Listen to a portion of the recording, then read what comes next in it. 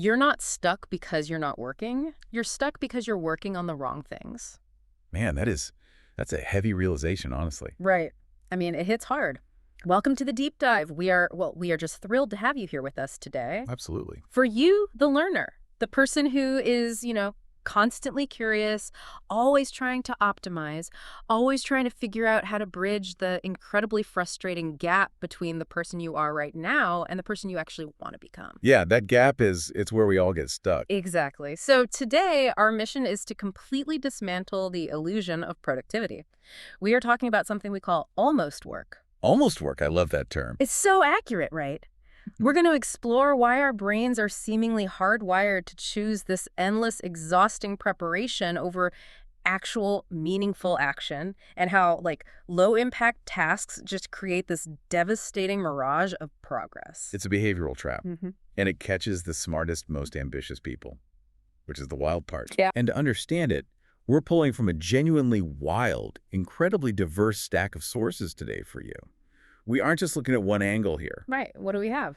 So we have dense clinical neuroscience papers from Juniper publishers. Oh, wow. Yeah, specifically on cognitive behavioral treatments for procrastination. But then we're also looking at insights from futurist Thomas Frey. Okay, a futurist. That's a pivot. Right. He talks about how our educational learning models have practically doomed us to over-prepare. We also have a clinical module from the Center for Clinical Interventions, which is a group that literally treats severe procrastination. Like as a clinical condition. Exactly. Plus, an eye-opening piece in Psychology Today on what they call the planning trap, and some brilliant podcast notes featuring neuroscientists and productivity experts. That's a massive stack. It is. But to make sure this doesn't just, stay in the ivory tower, we are grounding all of this in reality. We pulled some incredibly raw, honest confessions from a highly relatable Reddit thread on getting disciplined. Oh, man. Reddit threads on discipline they are just brutally honest. Wow, they really are. No filter. Okay, let's unpack this, because we really need to set the stage by introducing this core concept of motion versus action. Right. But right up front, we need to be clear about the lens through which we are viewing this entire problem. Yes. The foundational premise for our entire conversation today is this. We are not here to shame anyone for being lazy. Thank goodness. Seriously. Oh, In wow. fact, lazy is probably the absolute least accurate word we could use here. If you are caught in this cycle of almost work, you are likely working incredibly hard. Yeah. You're burning a massive amount of calories, and you're probably feeling completely exhausted by the end of the day. Just drained. Exactly. So today is about understanding the neurobiology and the psychology behind why we actively avoid the exact things we desperately want to achieve. We're looking at the mechanics of the human brain, right? Not some perceived moral failing or character flaw. Which is such a relief, honestly, because, to fix a problem, we first have to recognize the architecture of that problem. Right. You have to see the blueprint. So let's look at what almost work actually looks like in our daily lives. To do that, the distinction made by James Clear between motion and action is, it's the absolute perfect starting point. Oh, it's brilliant. He makes this cutting observation. He says, motion is planning 20 different articles you want to write. Action is sitting down, writing, and publishing just one. Right. That hurts a little to hear. Oh, it gets worse. Yeah. Motion is researching 5 different gyms in your area, reading their Yelp reviews, and emailing a personal trainer about their rates. Yeah. Action is putting on your shoes, stepping under the squat bar, and lifting the weight. Exactly. Motion is researching the perfect macronutrient split and buying 3 books on gut health. Action is actually eating a healthy meal. It is a profound distinction. And the reason it is so insidious-like, the reason it tricks us so easily, is that both of those states, motion and action, they feel virtually identical to the nervous system in the short term. Wait, really? The brain can't tell the difference? Well, think about it. When you are in motion, you are expending cognitive energy. You are strategizing, you're learning, you're organizing. Right, you feel busy. You feel very busy. And those are not inherently bad activities. But as Clore points out, motion will never, on its own, produce a final result. You would stay in motion for a decade and never move the needle. Never actually read the book. Never write the book. Action is the specific, often uncomfortable type of behavior that actually delivers the outcome. I picture it exactly like running on a treadmill. Oh, that's a great analogy. Yeah, because you're sweating, your heart rate is in zone 4, your muscles are physically burning, you're putting in maximum effort, and you feel completely exhausted by the end of the hour. But you haven't moved an inch. Exactly. You haven't actually gone anywhere. If you step off the treadmill, you are in the exact same spot in the room as when you started. That is motion. Right. You feel the fatigue of the work without harvesting any of the geographic progress. And we see this exact phenomenon described beautifully and honestly a bit tragically by Chrissy Civic in her piece about the planning trap. Oh, her piece is so relatable. It really is. She describes herself as a compulsive planner. She writes about the sheer, intoxicating joy of getting a new notebook. Oh, I feel attacked. The fresh notebook smell. Right. The crisp pages. She talks about buying fresh, color-coordinated highlighters, spending hours on a Sunday afternoon building beautiful, intricate timelines, Yep. mapping out projects in sophisticated software like Notion or Asana, and creating these breathtaking flowcharts. For her, in those moments, it feels like peak productivity. She feels completely in control. But she has this dark realization eventually, doesn't she? Yeah, she does. She realizes that these beautifully detailed plans have stopped functioning as tools to help her do the work. They've mutated. Mutated is the perfect word. They've become a cozy hiding place. She actually coined this term procrasti-planning. Procrasti-planning, it's so real. It is. She realized she wasn't planning to produce a result. She was planning to avoid the friction of the actual work. And what's fascinating here is what is actually happening in the brain's chemistry during this process. Because it's not just a mindset thing, it's biological. Okay, break that down for me. So if we look at the neurobiology, drawing from the insights discussed by Nir Eyal and the neuroscientists featured in our source stack, we see that planning is deeply tied to our brain's reward system, specifically the dopaminergic pathways. Right, dopamine. We always hear about it in the context of like social media scrolling or eating sugar. But how does it work with making a spreadsheet? Well, dopamine is largely misunderstood in pop culture. Okay. People think it's the pleasure chemical, but it's really the anticipation of reward chemical. It's a neuromodulator of motivation. Anticipation of reward. Right. When you sit down and make a highly detailed plan for how you're going to lose 30 pounds, your brain simulates the future, where you have already lost the weight. Oh, wow. Your brain releases dopamine in anticipation of that future success. It gives you a neurochemical hit right there at your desk. While eating a donut. Exactly. So when you map out that perfect workout schedule, your brain actually tricks you into feeling the psychological reward of the achievement without you having endured a single ounce of the actual physical struggle. So you get the winner's high just by drawing the finish line. That's exactly it. That completely explains a comment from a Reddit user in our sources. They said they spent 2 full years, 2 years, making perfect schedules and researching the best workout split. 2 years of motion. And they finally realized they were just mentally satisfying their ambition without ever executing it. Because the planning feels so chemically rewarding, it satiates the hunger to actually do the thing. That is the exact trap. The planning feels incredibly good. It is a low-risk, high-reward environment for the brain. Because you can't fail at a schedule. Exactly. Now, contrast that dopamine hit with the reality of execution. The brain views execution, the actual doing of the hard, unpredictable task, as a threat. A literal threat. Yes, because action introduces friction. It introduces the possibility of discomfort, physical fatigue, intellectual frustration, and failure. Right. The human brain naturally, evolutionarily, seeks to conserve energy and avoid pain. So faced with the choice between the high dopamine, low-risk activity of planning and the low dopamine, high-risk friction of doing. The no-brainer. Literally. Yeah. The brain's algorithm will choose the mental comfort of procrastinating almost every single time. It's an evolutionary survival mechanism misfiring in the modern world. I understand the biology of that. I really do. But I have to push back a little here just to play devil's advocate for a second. Great fit. Isn't planning fundamentally a good thing? I mean, if we don't plan, aren't we just running blindly into a wall? Like, you can't just build a house without a blueprint. If I just start taking action on a massive project without a plan, I'm going to make catastrophic mistakes. That is a critical distinction to make, and you are entirely correct. No one in any of these source materials is suggesting we abandon planning altogether. Okay. Reckless action isn't the goal here. Planning is absolutely necessary, but the danger arises when preparation becomes a comfortable stand-in for progress. A stand-in for progress. Right. Yes, a blueprint is necessary to build a house. But if you spend 10 years endlessly redrawing that blueprint, buying different types of expensive drafting paper, and taking online courses on architectural history, Which feels really productive. it does. Mm. But if you do all that while never once pouring a concrete foundation, Yeah. you don't have a house. You just have a very detailed, highly educated drawing of a fantasy. Ouch. The red flag is when the preparation itself becomes the primary mechanism of procrastination. Okay, so if the brain is coding the action part as a threat, Uh-huh. what exactly is the threat? That's the big question. Right, because we aren't being chased by tigers anymore. If planning feels so good chemically and doing feels so bad, what is the modern emotional risk we are actually trying to avoid? Why does sitting down to write a marketing email feel like a life or death scenario to the nervous system? To understand that, we have to look at how we frame psychological resistance Mhm. and then map that onto clinical emotional regulation. Which brings Stephen Pressfield perfectly into the conversation. Yes. In his work, he introduces this concept he famously calls resistance with a capital R.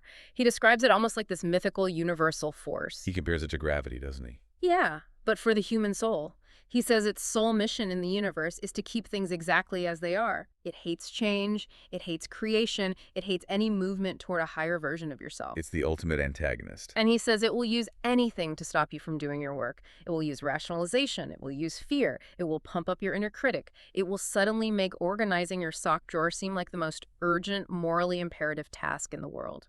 Pressfield's mythological framing is incredibly resonant, especially for artists and entrepreneurs. But if we strip away the mythology and look at the hard clinical psychology, we find the exact same mechanisms at play, just described in scientific terms. What does the science say? Well, the academic paper from Juniper Publishers looks at the cognitive behavioral treatment of procrastination, and it completely shatters the mainstream view.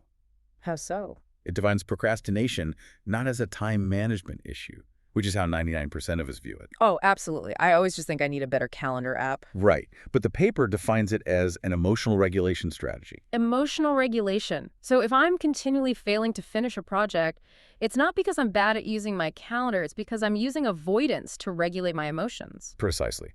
The clinical definition views procrastination as a self-regulatory failure. It is a gap between your intention and your action. You intend to write the report, but you don't. Why?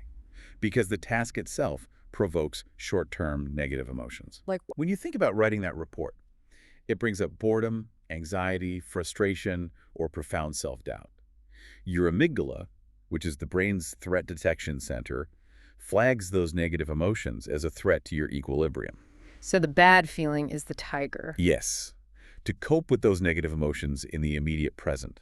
To soothe the amygdala, you avoid the task. You regulate your negative mood by doing something easier like planning or scrolling or organizing your desk. Wow. You trade long-term fulfillment for short-term emotional relief. That is a massive paradigm shift. The procrastination isn't me being lazy, it's me running away from a bad feeling. It's an emotional reflex, like pulling your hand off a hot stove. If we connect this to the bigger picture of why we choose almost work, we slip into motion rather than action because we want to delay failure. And we want to avoid public judgment. Motion protects the ego. It really does. Think back to James Clear's examples. If you just draft 10 emails to potential clients but never hit send, which is motion, you feel productive. Yeah, you tell yourself you worked on your business today. But you've also perfectly protected yourself. Because an email sitting in a drafts folder cannot be rejected. Oh, that is so true. If you just plan a diet, you don't actually have to endure the social friction of being the weird one at the office who pulls out a Tupperware of salad while everyone else is eating pizza. Planning allows you to interact with your goals in a sterile, rejection-proof vacuum. The idea that planning protects the ego perfectly captures what Dr. Julia England Strait writes about in her piece for Psychology Today. Yes, her piece is fantastic. She describes her own morning routine, and honestly, reading it made my heart rate spike. It's intense. It is. She bursts out of bed with this toxic mixture of high energy and intense anxiety.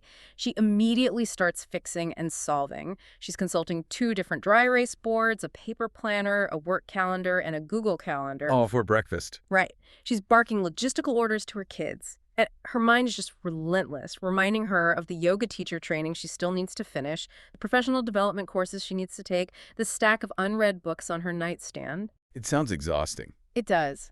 And she realizes she uses all this frantic planning and optimizing as a desperate escape from what she brilliantly calls the naked now. The naked now, it is such a visceral, accurate phrase for the human condition. It really paints a picture. She describes the present moment, the naked now, as dull, unglamorous, and sometimes even hellish. Oh, yeah?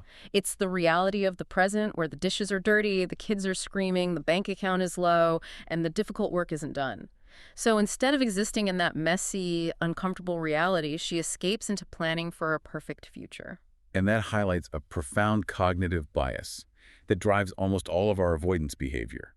We construct this elaborate, bulletproof fantasy in our heads. What does that fantasy sound like? It sounds like this. When I finally lose the weight, when I finally write that book and get published, when I finally get that promotion to director, then I will be happy. Oh, the then. Right. Then I will be safe. Then I will be worthy of love and respect. Planning for this sexy utopian future gives us that dopamine hit we talked about earlier.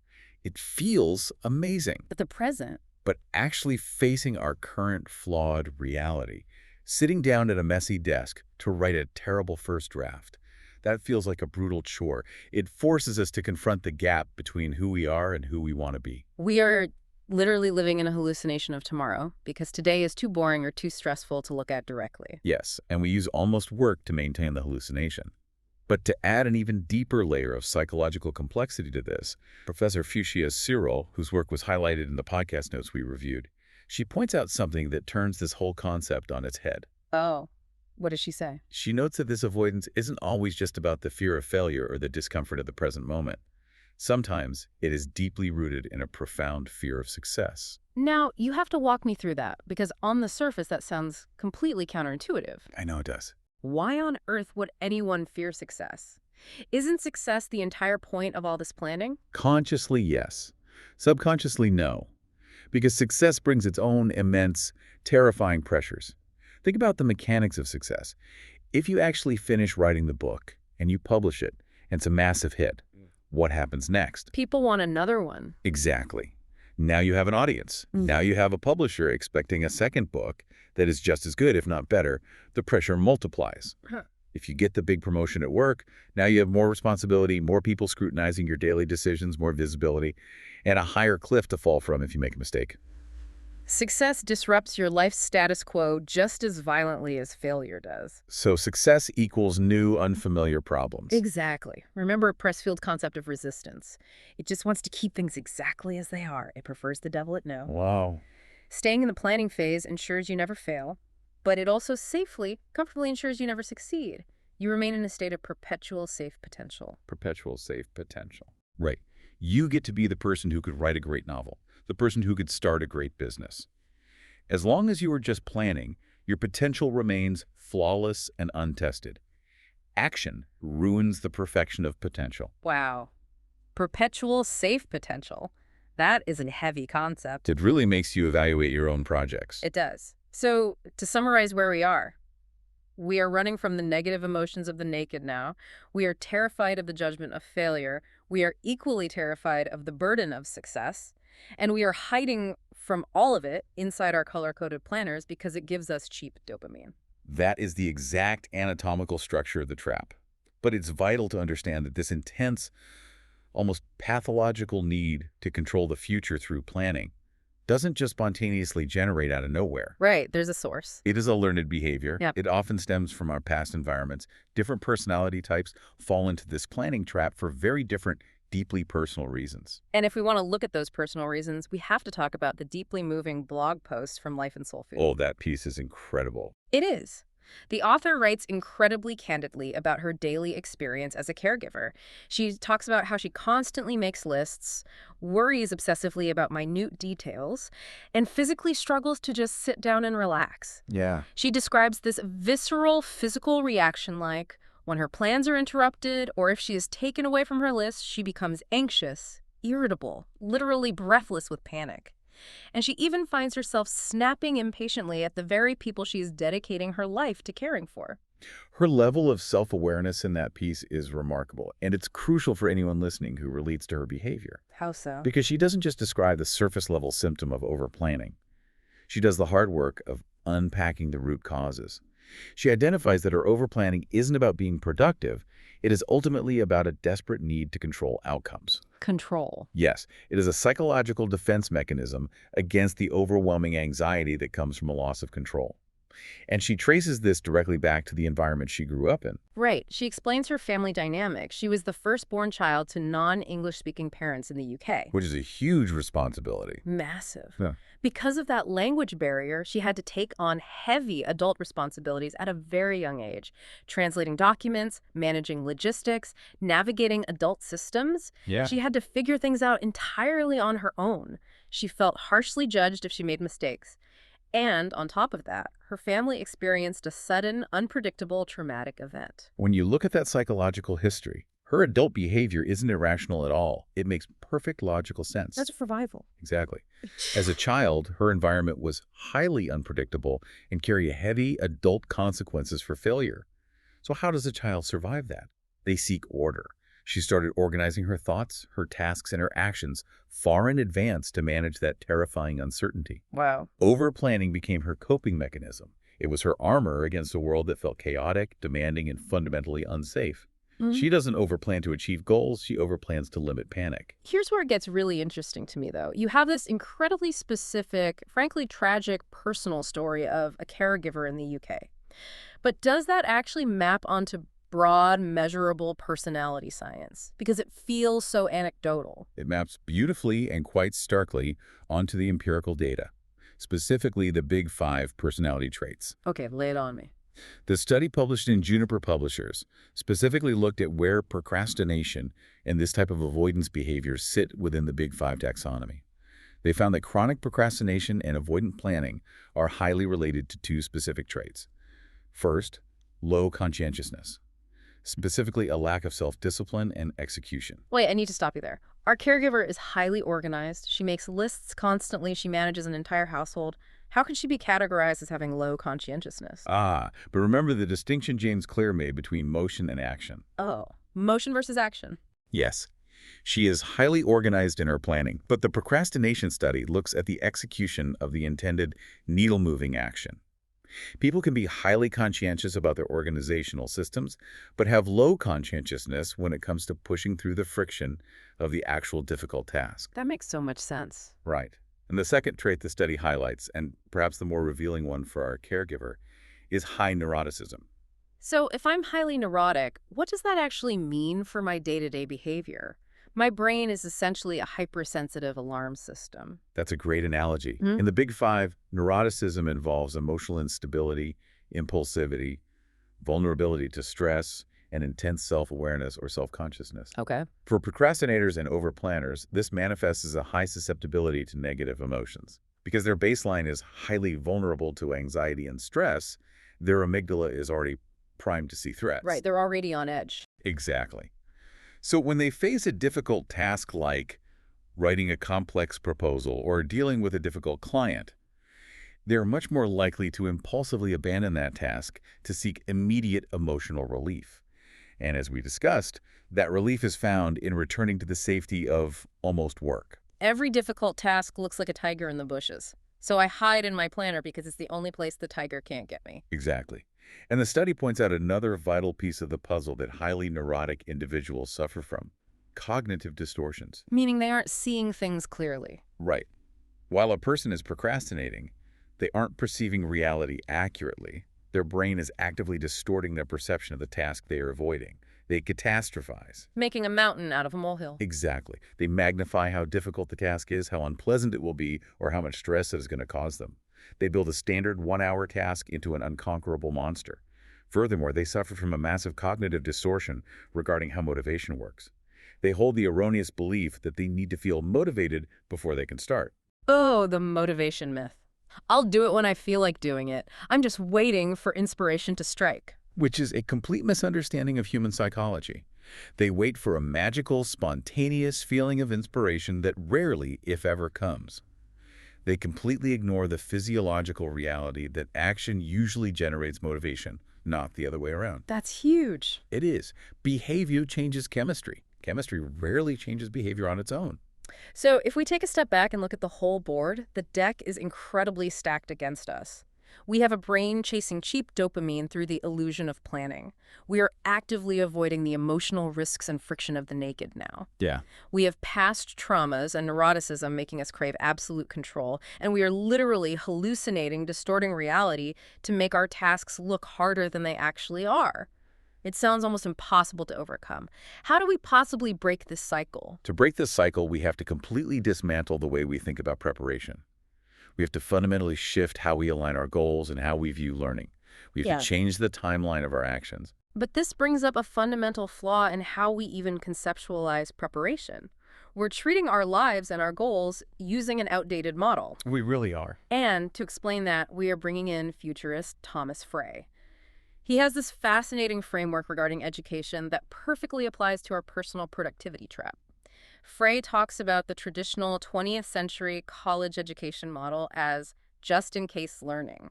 Let's unpack what he means by that. So just-in-case learning is the industrial model. You go to a university for 4 years, and they teach you a massive, broad curriculum.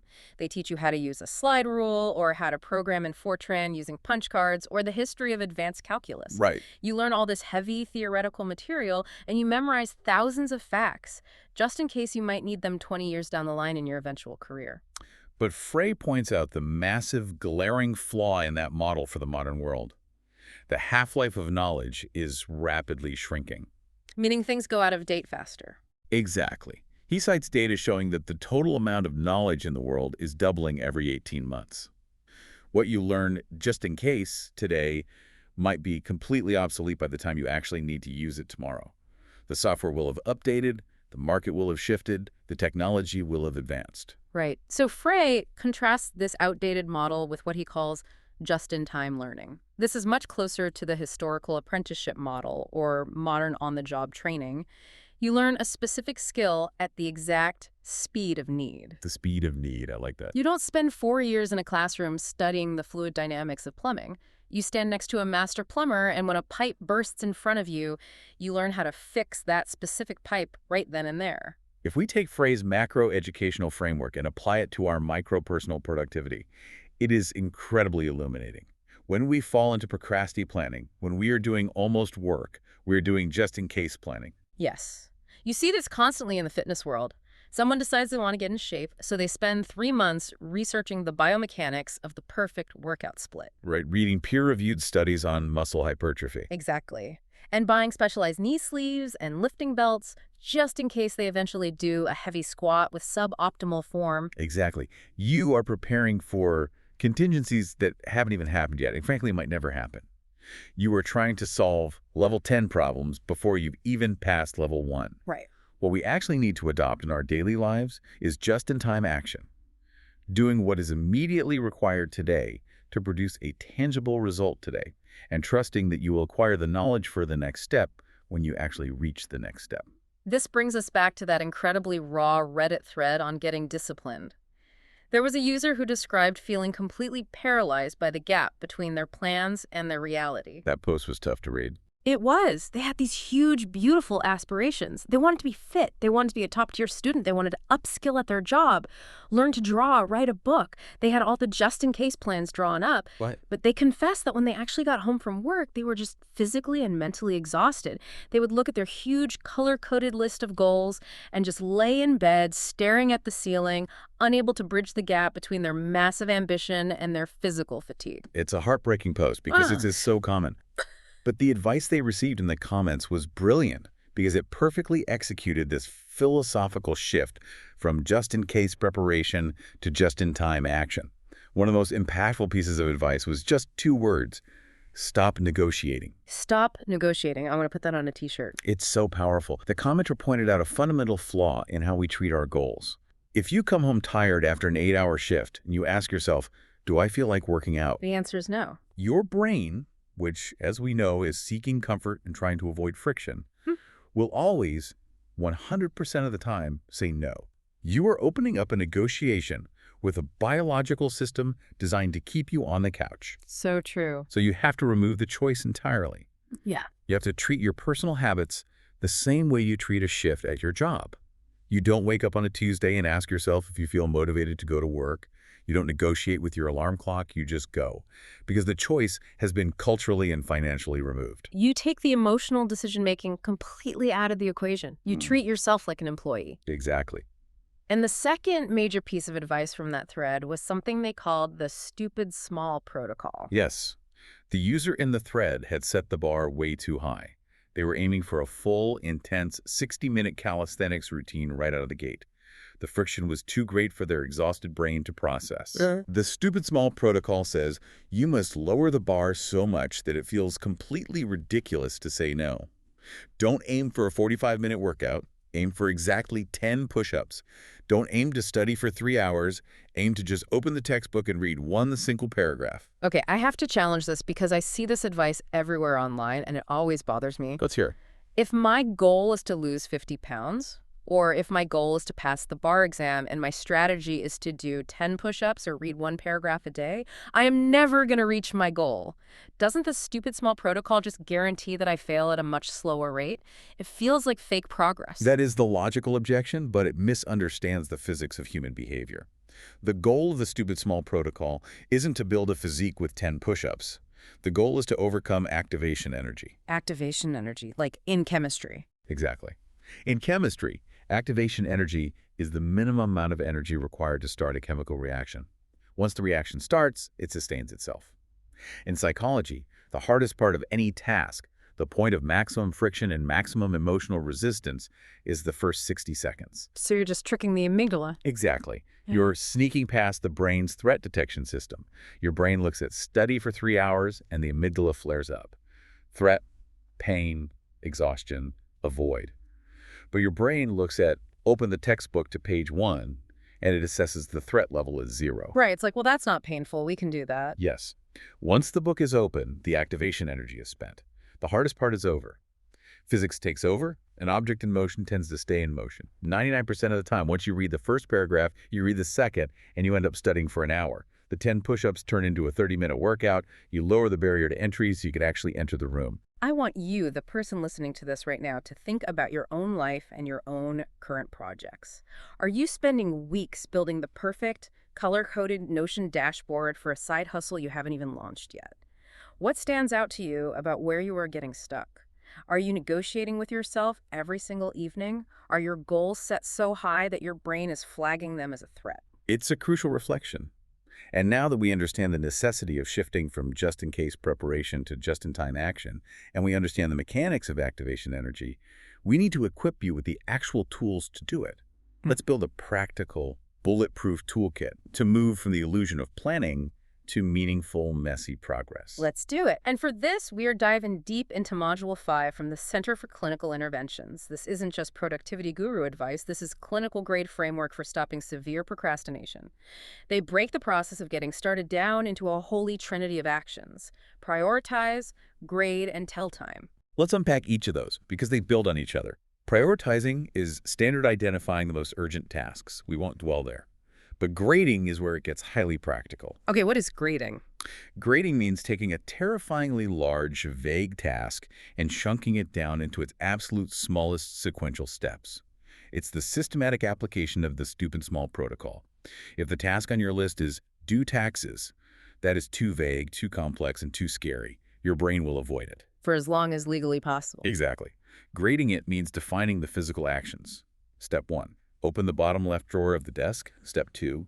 Take out the manila folder labeled W2. Step 3. Open the laptop. It turns a daunting project into a series of mindless mechanical movements. And then there is the third pillar, telling time. Why is this one so crucial for chronic procrastinators? Because, clinically speaking, procrastinators suffer from a profound cognitive distortion known as time blindness. Time blindness. They're remarkably, almost comically bad at estimating how long things actually take in the physical world. Yeah. And they typically fall into one of two extremes. Either they wildly underestimate how long a task will take. They tell themselves, oh, I can write that entire 10-page report in an hour right before the deadline, which leads to inevitable failure and panic. Right. Or, more commonly with the avoidant planners we've been discussing, they massively overestimate how long something will take. They build it up into an impossible mountain, convincing themselves a task will take all weekend, which makes it seem so terrifying they never even start. I have to confess, I am horribly guilty of the latter. Oh, yeah. Oh, definitely.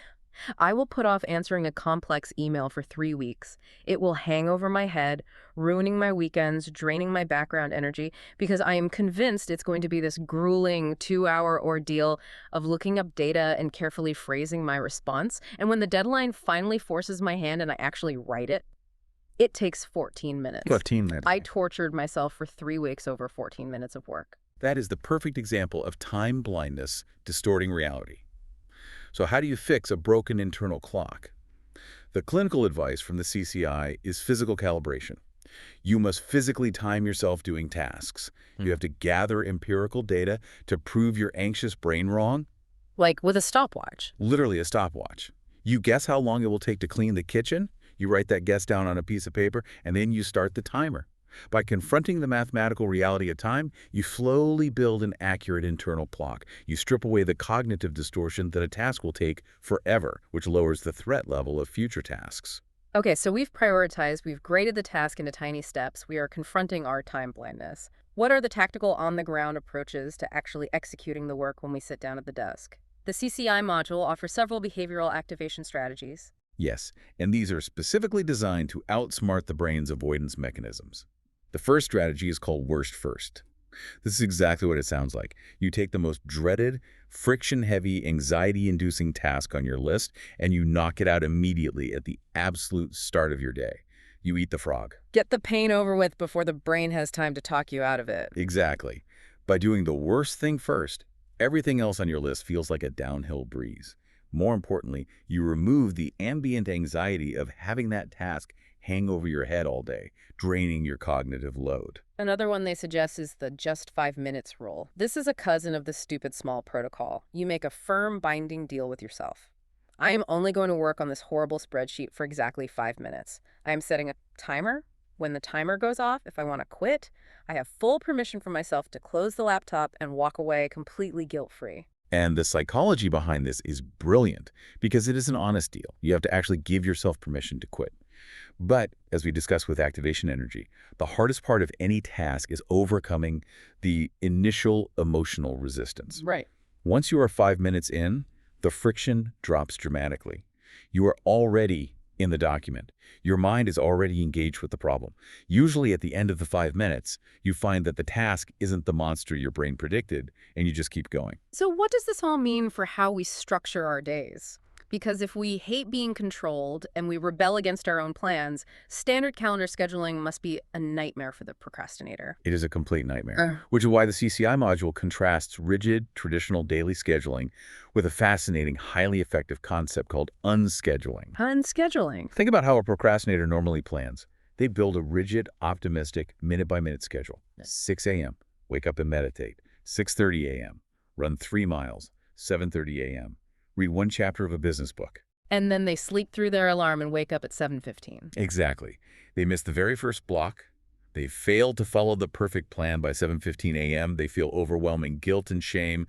They declare the entire day ruined, and they abandon the whole schedule to go watch Netflix. The schedule becomes a weapon they use to beat themselves up. Well, the streak is broken. Might as well eat a donut. Precisely. Unscheduling flips this entire paradigm on its head. In an unschedule, you do not plan your work tasks. You only put in your hard, non-negotiable existing commitments. Things like doctor's appointments, classes, commuting, maybe your lunch hour. You leave the rest of the time as completely blank blocks. You do not plan your aspirational tasks into those blocks in advance. Wait, if you don't put the work on the calendar, how does the work ever get done? Isn't that just a recipe for doing nothing? Here is the magic of the unschedule. You record your work after the fact. It is a retrospective calendar. Whenever you manage to sit down and work for 30 solid minutes on a meaningful goal, you get to write it into the blank block on your schedule. Oh, wow. The calendar becomes a record of achievement rather than a rigid set of demands. It changes the psychology from compliance to gamification. You cannot fail and unschedule because there is no plan to break. You simply hunt for 30-minute windows of focus throughout your day and log your victories. That is brilliant. It completely removes the guilt and replaces it with a dopamine hit from tracking your wins. You get to visually see your progress build up over the week. That ties beautifully into James Clear's advice on setting a schedule for actions rather than a schedule for outcomes. Yeah, how does he phrase it? He says, don't plan to work out. Just decide that you work out every Monday, Wednesday, and Friday at 5 p.m. Setting a hard deadline forces the shift from motion to action. The decision is made. You don't have to plan, you just have to execute the default behavior. And as we close out this toolkit, we must integrate Chrissy Civic's final rules for the compulsive planners out there. She knows we can't just stop planning cold turkey, but she says you must anchor your plan with a strict doing deadline. You tell yourself, I will allow myself to plan this project, to use my highlighters and my flowcharts for exactly 1 hour, and at 2 p.m. I must execute the first physical step no matter how messy or imperfect it is. You have to define what done looks like for the planning phase. You have to ask yourself, what is the absolute minimum viable plan I need to just begin? Exactly. You must use planning to stage action, not delay it. If your plan is not making the immediate next step easier to execute, your plan has stopped being a tool and has become a distraction. And to put a final bow on this, the Reddit community added one more crucial piece of practical advice: managing your environment. They talked about using an external brain. One user described how they built a very simple digital dashboard that simply told them the very first step they needed to take when they woke up. They didn't have to think. They didn't have to weigh options or prioritize while they were groggy. They just looked at the screen and followed the prompt. It removes the cognitive load of decision-making. Combine that with being assertive learning to say no to social distractions or lower priority tasks that sneak up on you, and you have built a fortress around your focus. It is a truly comprehensive system when you put it all together. It addresses the emotional regulation with the 5-minute rule. It tackles the cognitive distortions and time blindness with physical timing. It bypasses the environmental friction with the external brain. And it neuters the guilt of perfectionism with the unschedule. This has been an incredibly deep, revealing journey today. To summarize the ground we've covered, we have completely decoded the illusion of almost work and seen how motion disguises action keeps us running on a treadmill. We've explored the chemical dopamine trap of overplanning and how it tricks our brains into feeling the high of success without the sweat of execution. We looked at the deep, sometimes painful psychological roots of avoidance, whether it's fighting Pressfield's resistance, trying to escape the dull reality of the naked now, fearing the burden of success, or a trauma-induced need to control our environment. And we've armed you with a real clinical toolkit. From shifting to phrase just-in-time action, to deploying the stupid small protocol to overcome activation energy, to unscheduling your days to record victories instead of enforcing rigid rules. This raises an important question, though, as we wrap up our analysis. Everything we've discussed across all these diverse sources points to a singular, undeniable truth. Imperfect, messy, uncomfortable action is where actual progress lives. Planning is merely a tool. It is not the destination. The safety of the planning phase is an illusion. And that brings us to a final thought for you to mull over today as you go back to your life and your goals. We spend so much of our lives trying to design the perfect future. We build intricate flowcharts, we buy new notebooks, we imagine a glorious day where we are finally organized, finally fit, finally successful, free of anxiety. But we forget that the future doesn't exist yet. The future is built entirely out of present moments, the messy, uncomfortable, naked now. Right. What if your greatest, most impactful achievements will only happen after you let go of the perfect plan? What if the only way to become the person you want to be is to finally embrace the unpredictable, friction-heavy reality of just doing the work right now, exactly as you are? Right. You're not stuck because you're not working. You're stuck because you're working on the wrong things. Thank you so much for joining us on this deep dive. Go out there, embrace the friction, take that stupid small step, and we will see you next time.